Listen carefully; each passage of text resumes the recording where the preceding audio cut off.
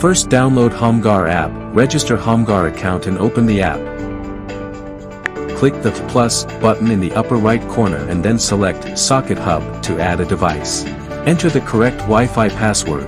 If your Wi-Fi is 5 GHz, please set it to 2.4 GHz. Plug the Socket Hub gateway into the socket, and press and hold the power button for 3 to 5 seconds to make the light flash quickly and enter the pairing mode.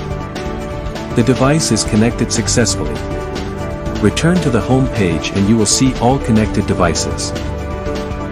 On the gateway page, click Subdevices and select Add Device List and select Thermohydro Sensor. Select Next and start searching DeVita. At the same time, insert the batteries. Operate and match according to the app guide to add devices. The device is successfully connected. Return to the home page. You will see all connected devices.